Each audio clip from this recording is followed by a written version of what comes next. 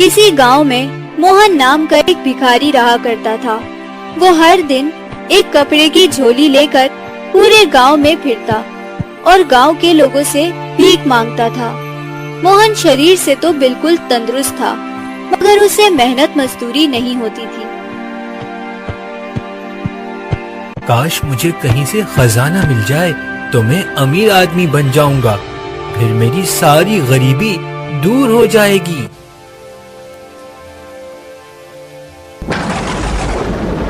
एक दिन बड़ी तेज बारिश होती है जो लगातार 2-3 दिन तक होती रहती है, जिस कारण मोहन भीख मांगने भी नहीं जा पाता।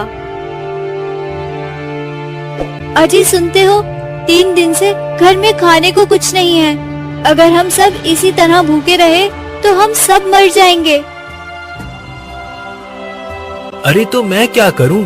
इतनी बारिश में कौन मुझे भीख देगा?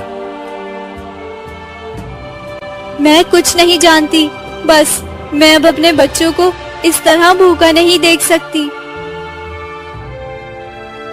मेरे तो समझ नहीं आ रहा कि मैं क्या करूं। एक तरफ ये तूफानी बारिश और दूसरी तरफ ये गरीबी, ये भूख। आप उन साधु बाबा के पास क्यों नहीं जाते जो जंगल में बनी एक झोपड़ी में रहते हैं? गांव वाले कहते हैं जो भी उनके पास जाता है उसकी सारी परेशानियां दूर हो जाती हैं। मुझे लगता है कि आपको वहां जाना चाहिए। ठीक है, मैं उन साधु बाबा के पास जरूर जाऊंगा।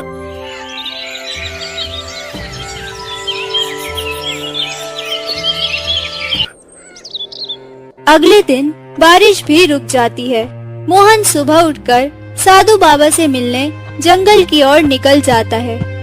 कुछ देर बाद मोहन जंगल में बनी साधु बाबा की झोपड़ी के पास पहुंच जाता है। साधु बाबा आंखें बंद करके बैठे हुए थे। मोहन भी चुपचाप साधु बाबा के पास जाकर बैठ जाता है। कुछ देर बाद साधु बाबा ने अपनी आंखें खोली और मोहन से बोले, बोलो पुत्र, क्या बात है? इतनी बारिश के बाद इस जंगल में आने का क्या कारण है? बाबा, मैं एक भिखारी हूँ। मेरा नाम मोहन है और मेरा पूरा जीवन गरीबी में गुजरा है। फिर मोहन ने साधु बाबा को अपनी सारी दुख भरी कहानी सुनाई। बाबा, मैं इस जीवन से तंग आ गया हूँ। आप मुझे थोड़ा धन दे दें तो मैं अपना जीवन अच्छे से गुजार लूंगा। अगर तुम्हें बिना मेहनत किए दौलत मिल गई तो तुम्हें उसकी कदर नहीं होगी। अच्छा जीवन गुजारने के लिए तुम मेहनत करो। मेहनत करके मैं कितना कमा लूंगा बाबा? मेरे बच्चे भूख से मर रहे हैं। मैं आपके पास एक उम्मीद लेकर आया था बाबा। ठीक है, अगर तुम दौलत को ही खुशी और सुकून मानते हो तो तुम जाओ, धन दौलत तुम्हें मिल जाएगा। मोहन साधु बाबा को प्रणाम करके वहां से वापस अपने घर की ओर जा रहा होता है। चलते चलते मोहन किसी चीज से टकरा कर गिर जाता है। वो उठकर देखता है कि आखिर वो किस चीज से टकरा कर गिरा है। अरे, ये जमीन में क्या दबा हुआ है? चलो निकाल कर देखता हूँ, शायद कोई काम की चीज हो। मोहन ने अपने हाथों से मिट्टी हटाकर देखी तो उसे एक तिजोरी नजर आई। मोहन ने उस तिजोरी को जैसे ही खोला तो उसमें सोने चांदी के जेवर थे। मोहन ये सब देखकर हैरान रह गया। अरे, इतना सारा धन! ये तो चमत्कार हो गया। मोहन की आंखों से खुशी के आंसू बहने लगे। मोहन उस तिजोरी को लेकर अपने घर पहुंच जाता है। अरे, आप तो जंगल में साधु बाबा से मिलने गए थे ना?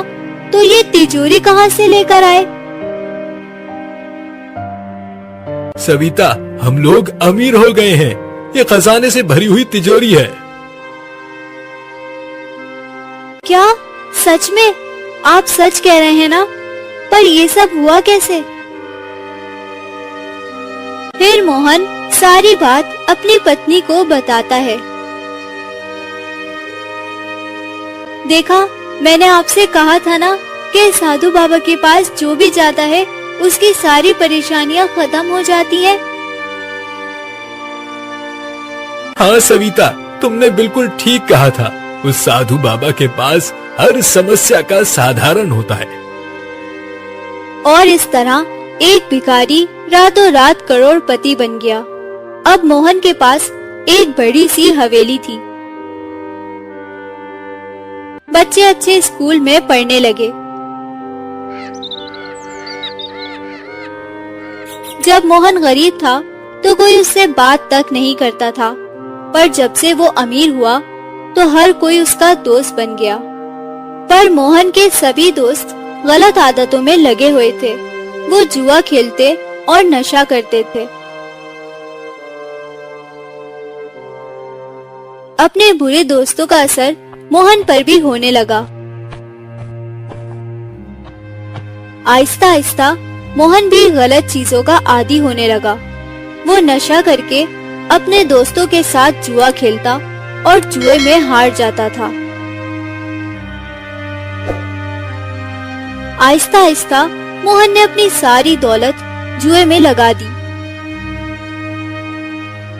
फिर एक दिन वो भी आया जब मोहन ने अपनी हवेली भी जुए में लगा दी।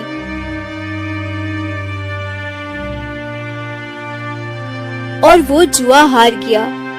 मोहन की गलत आदतों के कारण वो अपने पूरे परिवार समेत रोड पर आ गया था। मैंने नशे के चक्कर में अपना सब कुछ बर्बाद कर दिया और हम फिर से रोड पर आ गए। सविता, मेरा वो दोस्त जिनकी बातों में आकर मैं गलत आदतों में लग गया था, अब वो भी ऐसा हो गया है जैसे मुझे जानता तक नहीं है।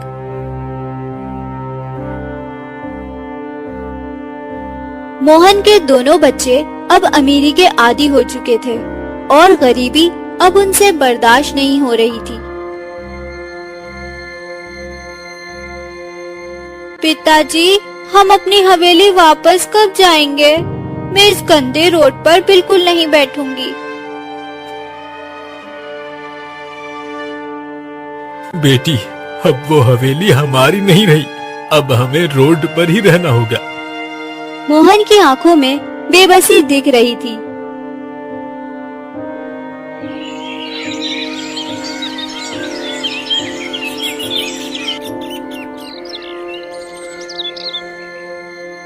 अब मोहन को फिर से भीख मांगनी पड़ी, क्योंकि मोहन को तो कोई काम ही नहीं आता था और बिन मांगे जो धन मिला था उसको उसने बुरी चीजों में लगा दिया था।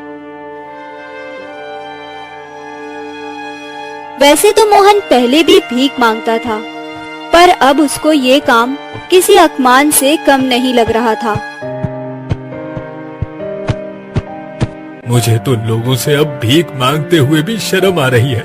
कुछ समय पहले जो आदमी सेठ बना फिरता था, किसने सोचा था कि वो फिर से भीख मांगेगा।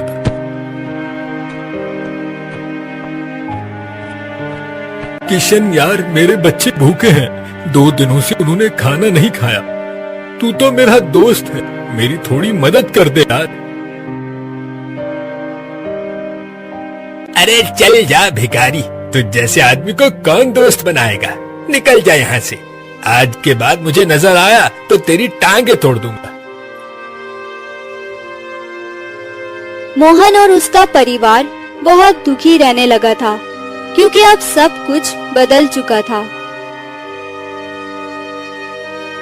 साधु बाबा ने ठीक ही कहा था, सिर्फ धन से खुशी नहीं मिलती, जो धन बिना मेहनत के मिले उसकी कदर भी नहीं होती। इस जीवन में हमें अपने आखिरी दम तक मेहनत करते रहना चाहिए और पैसों को सिर्फ जरूरत के वक्त ही खर्च करना चाहिए।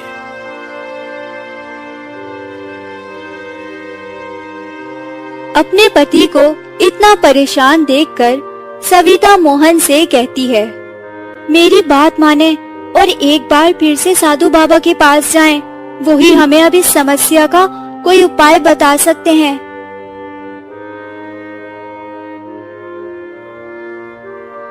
मैं तो इतना लालची हो गया था कि मैंने उनसे जीवन का सुख मांगने के बजाय सिर्फ धन दौलत ही मांगा। अब मैं कैसे उनके सामने जाऊंगा? आप इतना परेशान मत होएं। आपको अपनी की हुई गलतियों का एहसास हो गया है। देर से ही सही, लेकिन आपको समझ तो आया। ठीक है सविता, मैं बाबा के पास जरूर जाऊंगा।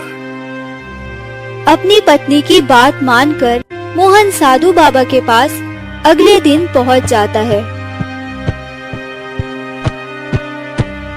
बाबा, सब खत्म हो गया। मेरे पास अब न धन रहा और न जीवन में सुख। मेरा वो दोस्त जो मेरे अमीर होने के बाद दिन रात मेरे साथ रहता था, अब वो मुझसे बात करने को भी तैयार नहीं है। सब कुछ खत्म हो गया बाबा, सब कुछ खत्म हो गया।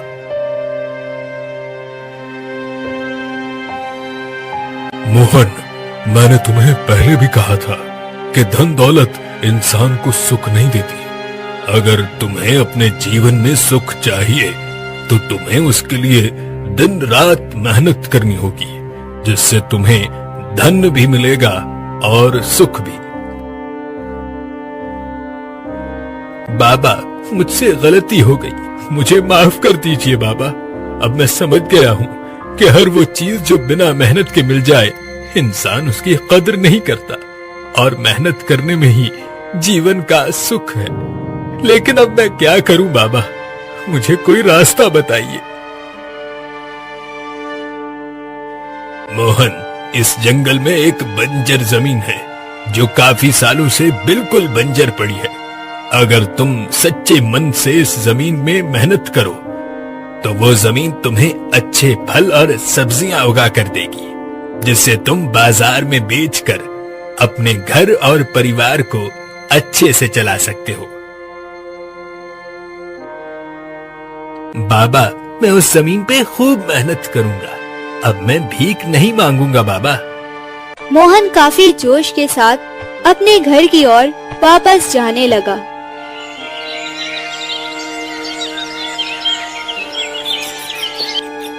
और फिर अगले दिन से वो उस बंजर जमीन में खूब मेहनत करने लगा।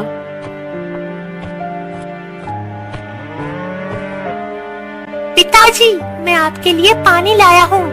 आप धूप में काम करके थक गए होंगे ना? ये लो, थोड़ा सा पानी पी लो।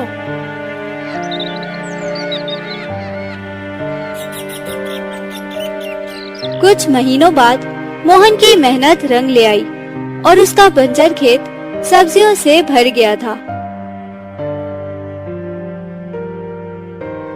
सविता, देख रही हो ना तुम, हमारी मेहनत कितना अच्छा रंग लाई है।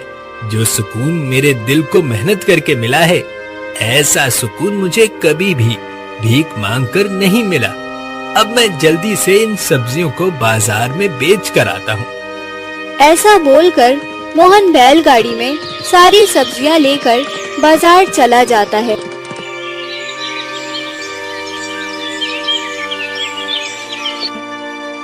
मोहन की सब्जियां काफी ताजा और अच्छी थी। देखते ही देखते लोगों की भीड़ लग गई और उसकी सारी सब्जियां बिक गईं।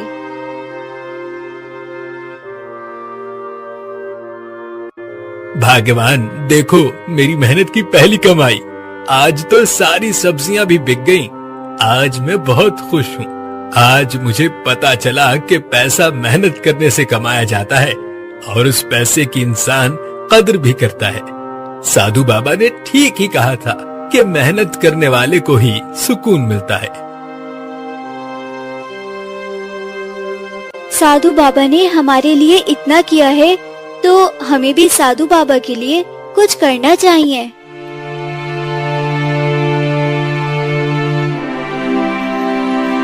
तुमने बिल्कुल ठीक कहा।